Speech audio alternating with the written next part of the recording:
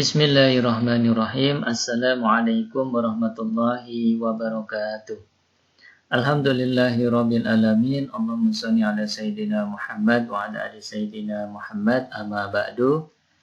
Alhamdulillah, pada kesempatan kali ini kita akan melanjutkan kembali perkuliahan kita, yaitu perkuliahan Studi Islam Indonesia. Materi kita pada kesempatan kali ini adalah peta penyebaran Islam di Indonesia atau Nusantara. Ya, di dalam materi ini kita akan belajar terkait dengan bagaimana proses penyebaran Islam di Indonesia atau dulu sering disebut dengan Nusantara.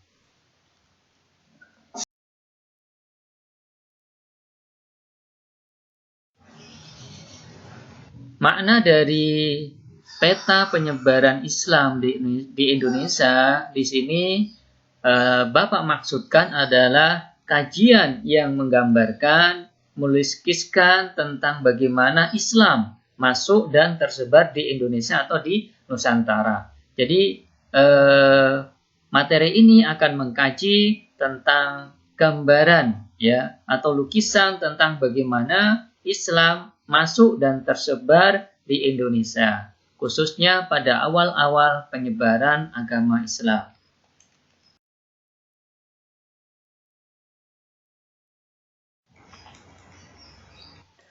Penyebaran agama Islam di Indonesia ini paling tidak ada teori tentang masuknya Islam di Indonesia ya, yang menjadi landasan ataupun dasar para peneliti di dalam meneliti masuknya Islam di Indonesia.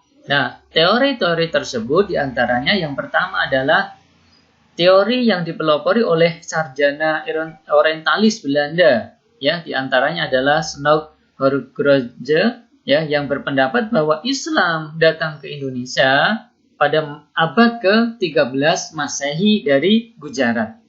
Dengan bukti apa? Ditemukannya makam sultan yang beragama Islam pertama, yaitu Malik As-Soleh, ya, raja pertama kerajaan Islam Samudra Pasai yang dikatakan berasal dari Gujarat. Nah, ini adalah teori pertama yang dipelopori oleh para orientalis Belanda ya, dan juga banyak menjadi rujukan oleh para peneliti-peneliti agama di dunia ya, yaitu bahwasanya Islam masuk ke Indonesia itu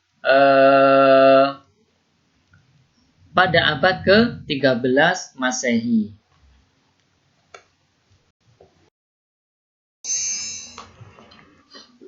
Nah, teori kedua ya tentang masuknya agama Islam ke Indonesia ini dikemukakan oleh sarjana Muslim, diantaranya adalah Profesor Hamka, ya, profesor dari Indonesia sendiri, yang mengadakan seminar sejarah masuknya Islam ke Indonesia di Medan tahun 1963. Nah, Profesor Hamka dan rekan-rekannya berpendapat bahwa Islam sudah datang ke Indonesia ini pada abad pertama Hijriah, ya, atau kurang lebih pada abad ke-7 sampai 8 Masehi.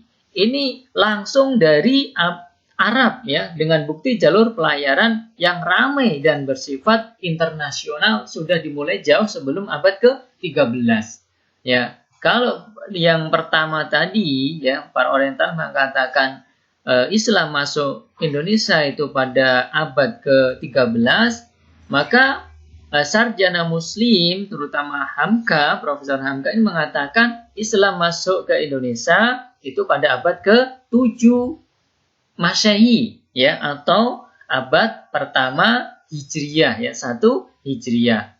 Nah, pada abad ini melalui Selat Malaka yang menghubungkan dinasti Tang di Cina atau Asia Timur, Sriwijaya di Asia Tenggara, dan Bani Umayyah di Asia Barat. Nah, ini adalah teori kedua.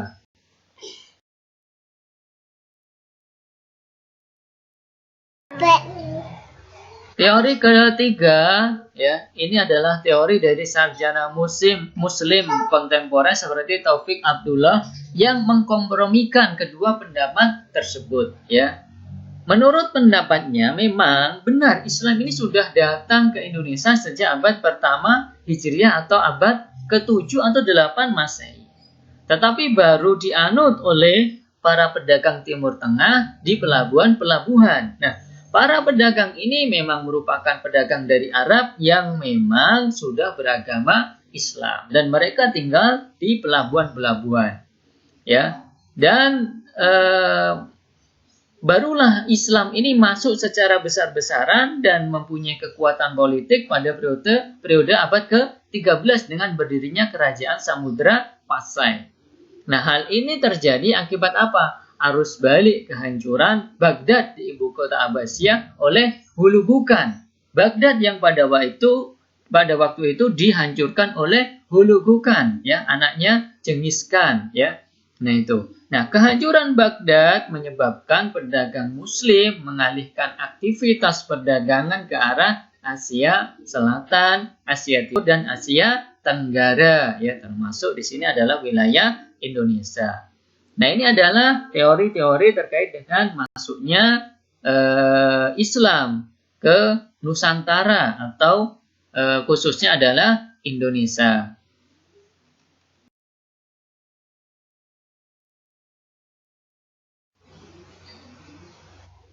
Nah, kemudian saluran-saluran atau metode-metode dalam proses masuknya Islam di Indonesia ini paling tidak, ya, ada 6 saluran, ya, atau 6 metode dakwah yang disebarkan, begitu, yang digunakan untuk mengislamkan masyarakat Indonesia pada waktu itu, ya, atau Nusantara pada waktu itu, ya. Yang pertama adalah melalui metode perdagangan, ya, yang menggunakan sarana pelayaran, ya. Nah, perdagangan inilah orang-orang dari Persia, dari Gujarat, dari Arab, ya, ini datang ke Indonesia. Selain mereka berdagang, juga mereka menyebarkan ajaran Islam, ya. Yang kedua adalah dengan memang dakwah, ya, dakwah yang memang ada orang-orang yang khusus datang ke Indonesia, ke Nusantara pada waktu itu untuk berdakwah. Yang dilakukan oleh mubalik yang berdatangan bersama para pedagang. Ya, selain para pedagang, mereka juga membawa mubalik, ya. Para mubalik itu bisa juga merupakan sufi pengembara, ya, para sufi, ya, atau orang-orang yang menggeluti tarekoh di dalam sufi, begitu, ya. Ya, kemudian yang ketiga ini melalui perkawinan, ya, metode dakwahnya adalah perkawinan, yaitu perkawinan antara pedagang Muslim mubalik dengan anak bangsawan Indonesia ataupun masyarakat umum, ya. Hal ini akan mempercepat terbentuknya inti sosial, yaitu keluarga Muslim dan masyarakat Muslim. Karena memang melalui perkawinan ini, ya, wanita-wanita yang dinikahi, kemudian mereka ini harus masuk Islam terlebih dahulu, ya. Nah, kemudian ini akan membentuk keluarga dan keturunan, sehingga ini juga akan membentuk keluarga dan masyarakat Muslim. Yang keempat adalah pendidikan, ya. Nah, setelah kedudukan para pedagang Muslim yang datang dari Gujarat, dari Arab, ini sudah mantap, mereka menguasai kekuatan ekonomi, dan kemudian pusat-pusat ekonomi yang mereka gunakan ini berkembang menjadi pusat pendidikan dan penyebaran agama Islam. Dengan apa? Berdirinya madrasah-madrasah, majelis-majelis atau pesantren-pesantren. Nah, itu yang keempat. Kemudian yang kelima adalah melalui tasawuf dan tarekat, ya, atau tarekat, ya. Bersamaan dengan para pedagang, datang pula para ulama, para dai dan sufi pengembara. Ya, mereka menyebarkan ajaran tasawuf yang memang selaras dengan cita rasa spiritual masyarakat Nusantara. Yang memang sebelumnya masyarakat Nusantara dalam penelitian para ahli menganut agama Hindu dan Buddha. Nah, para ahli sufi ini menyebarkan ajaran-ajaran agama Islam, terutama melalui tasawuf dan tarekat. Nah, kemudian yang keenam adalah kesenian, ya. Saluran yang banyak sekali dipakai untuk penyebaran Islam, terutama di Jawa, adalah seni. Nah, terutama para wali songo, ya, Sunan Kalijaga mempergunakan banyak cabang seni untuk islamisasi, ya, seni arsitektur, gamelan, wayang, nyanyian, dan seni budaya. Nah, ini adalah 6 saluran-saluran proses masuknya Islam di Indonesia. Ya, pertama tadi perdagangan, dakwah, perkawinan, pendidikan, tasawuf dan tarekat, kemudian juga kesenian.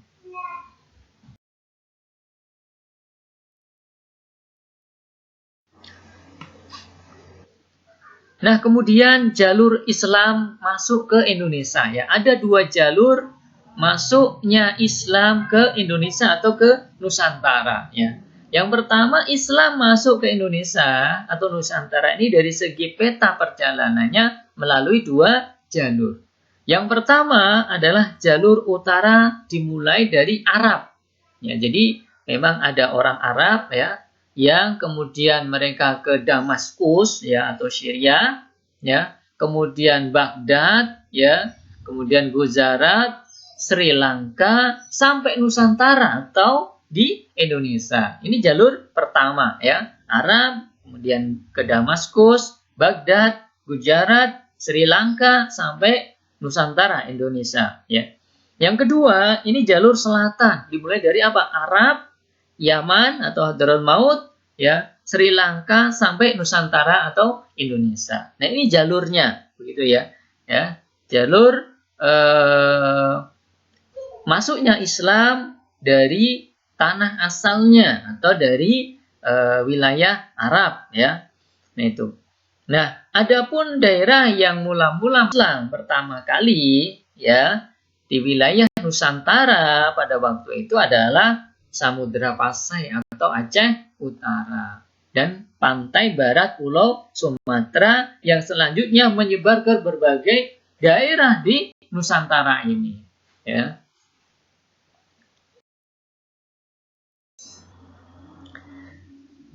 Nah, beberapa wilayah penyebaran Islam yang datang setelah Samudra Pasai atau Aceh Utara dan pantai barat Pulau Sumatera, ya, dan tokohnya ini diantaranya adalah ini yang pertama Pariaman, Padang, ya, ini, ya, di Sumatera Barat.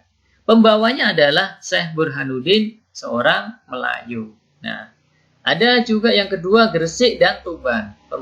Pembawanya adalah Maulana Malik Ibrahim, pedagang bangsa Hadramaut, Yaman, ya.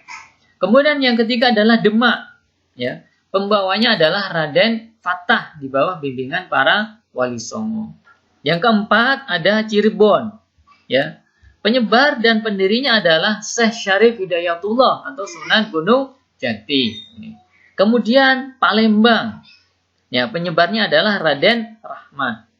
Kemudian Banjar, ya, pembawanya adalah Mubalik dari Johor atau Johor Malaysia, ya. Kemudian Makassar, ya. Makassar ini adalah pembawanya adalah Datuk Sri Bandang. Kemudian Ternate, 8 Ternate, Tidore, Bacan, dan Jailolo di Maluku Utara. Penyebarnya adalah Syekh Mansur dari Arab dan Maulana Husain dari Gresik. Yang kesembilan, Sorong di Irian Jaya atau Papua. Penyebarannya adalah para mubalik dari daerah-daerah yang telah masuk Islam.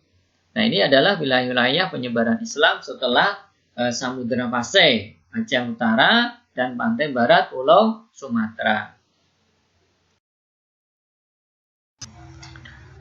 Islam masuk ke Aceh Utara dan Malaka, atau tepatnya bahwasanya wilayah Aceh Utara ya, ini merupakan salah satu wilayah yang menjadi pusat penyebaran Islam pertama di Nusantara ya. Islam memang mulai masuk di pesisir Aceh Utara atau tepatnya di wilayah Kerajaan Samudra Pasai sejak abad ke-7 Masehi seperti di teori tadi ya di atas. Akan tetapi pengaruhnya baru mulai dirasakan cukup besar setelah tahun kurang lebih 1285 setelah Samudra Pasai menjadi sebuah pusat perdagangan di wilayah semenanjung Asia Tenggara ya.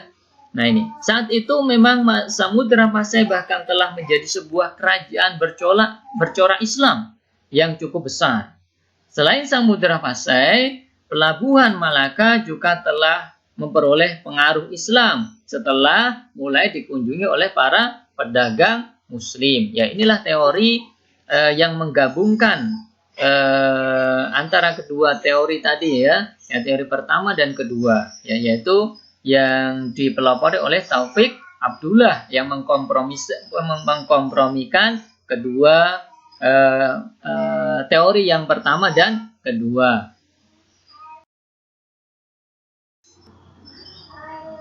Nah, kemudian ya penyebaran ke Jawa dan Kalimantan Barat ya, setelah berada di Sumatera atau di Aceh ya, Islam ini mulai menyebar ke Jawa dan Kalimantan Barat. Dari Samudra Pasai dan Malaka, Islam kemudian menyebar ke beberapa wilayah lain di Nusantara seiring jalur pelayaran dan perdagangan masa silam. Ya, sesuai dengan peta penyebaran Islam di Indonesia di atas, daerah-daerah seperti pesisir utara Jawa, pantai timur Sumatera, bahkan Kalimantan bagian barat mulai menerima pengaruh Islam sejak abad ke-14 bersamaan dengan memudarnya kekuasaan Majapahit yang berkuasa di Nusantara pada masa itu. Nah, di Jawa, kota-kota pelabuhan seperti Gresik, Tuban, Surabaya, Jepara, Demak, Banten, dan Cirebon berubah menjadi pusat-pusat pengembangan Islam. Beberapa di antaranya bahkan beralih menjadi sebuah kerajaan Islam yang cukup berpengaruh. Nah, ini penyebaran ke Jawa dan Kalimantan Barat ya.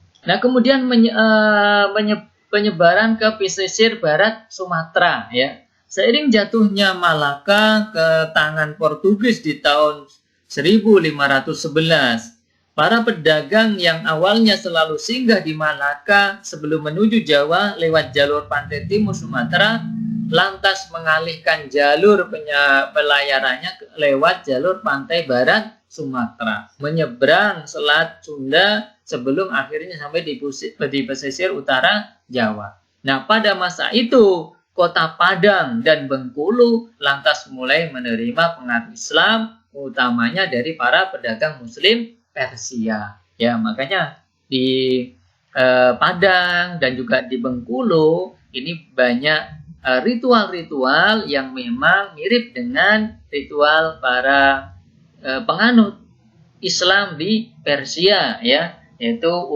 seperti upacara tabuk ya yang ada di Padang ya, di Padang Pariaman ya.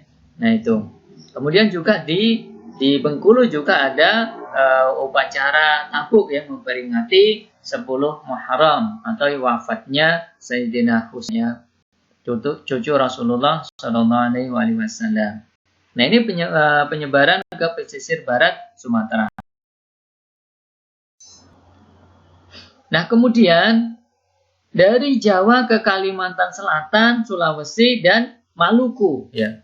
Nah, pengaruh Islam di pesisir utara Jawa mengalami kemajuan yang signifikan di sekitar abad ke-15. Hal ini didukung oleh runtuhnya kerajaan Majapahit dan berdirinya kerajaan Demak sebagai kerajaan Islam pertama di tanah Jawa.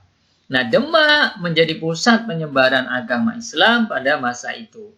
Banyak orang dari Maluku, Ternate dan Tidore, Sulawesi atau Makassar dan Goa, dan Kalimantan Selatan atau Banjar yang tertarik dengan ajaran Islam, mulai menimba ilmu di pesantren-pesantren Demak.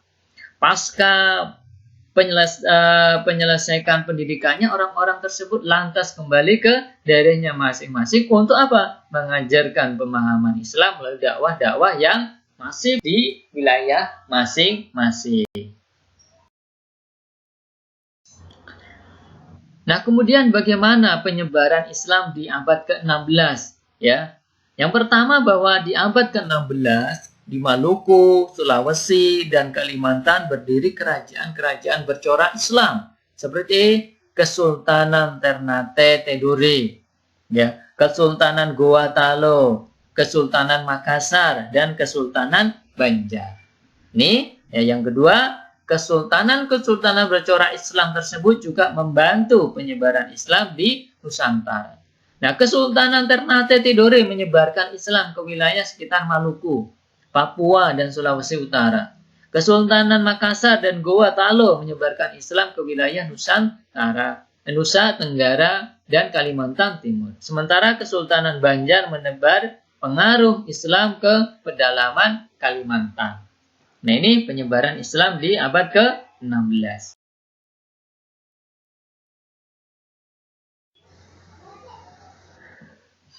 Nah, ini merupakan gambaran ya penyebaran Islam di Nusantara, ya, mulai dari Perlak, ya atau Samudra Pasai, ya.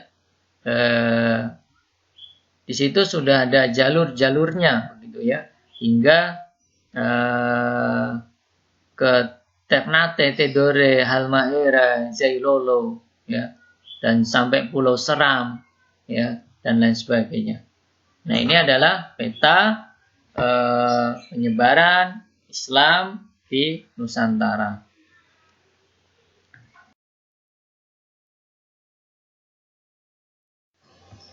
Nah, demikian pembahasan kita pada kesempatan kali ini, yaitu terkait dengan peta penyebaran Islam di Indonesia atau di Nusantara. Nah,